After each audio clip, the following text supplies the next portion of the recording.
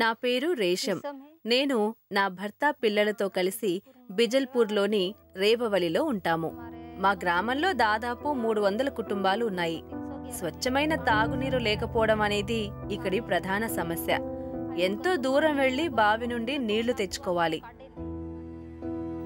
రేవవలి గ్రామంలో ఉన్న ప్రతి ఒక్కరూ నీటి కోసం ఎంతో దూరం కష్టపడి వెళ్లాల్సి వచ్చేది. దానికి తోడు ఆ నీటిని తాగి తరచూ వాళ్లు రోగాల బారిన పడుతూ ఉండేవారు. బావి నుండి తెచ్చుకున్న మురికి నీరు తాగడం వల్ల నా భర్తకు కడుపు నొప్పి వచ్చేది. చివరకు అపెండిసైటిస్ వల్ల ఆయనకు ఆపరేషన్ చేయాల్సి వచ్చింది. ఆ తర్వాత మరో 2.5 సంవత్సరాలకు మరలా కడుపు నొప్పి రావడంతో దాదాపు నెల రోజుల పాటు ఆసుపత్రిలో ఉన్నాడు. ఆయన తరచుగా రోగాన పడితే మా కుటుంబాన్ని పోషించేదెవరు? మేము ఎలా తిండి తినేది? ఇంట్లో ఆర్థిక స్థితి బాగలేకపోవడంతో రేషం కొడుకు చదువు మానేసి కుటుంబ పోషణ కోసం పనికి వెళ్లాల్సి వచ్చింది. మా కుటుంబ పరిస్థితిని బట్టి మా కొడుకు చదువు మానేసి పనికి వెళ్లాల్సి వచ్చింది.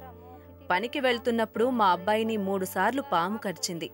బతికి బయటపడినప్పటికీ ఎంతో బాధ అనుభవించాల్సి వచ్చింది.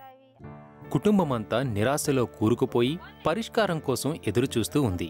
అలాంటి సమయంలో ఓ రోజు పాస్టర్ అరుణ్ మసీ ప్రార్థన చేయడానికి వాళ్ల ఇంటికి వచ్చాడు.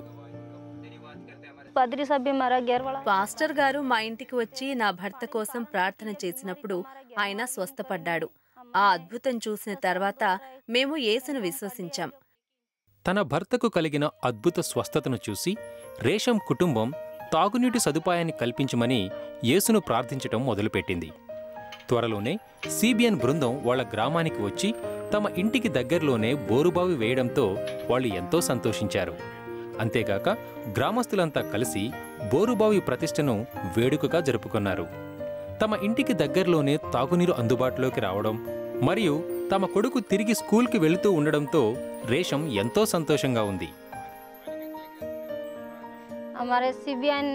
సిబిఎన్ మా గ్రామానికి వచ్చి బోరుబావి వేసిన తర్వాత స్వచ్ఛమైన తాగునీరు అందుబాటులోకి వచ్చింది. మేము ఇప్పుడు ఎంతో సంతోషంగా ఉన్నాము. మా కుటుంబంలో ప్రశాంతత ఉంది. నా భర్త బాగుపడ్డాడు. మా కొడుకు మరలా స్కూల్కి వెళ్తున్నాడు. మాకింత సహాయం చేసిన సిబిఎన్కు ధన్యవాదాలు.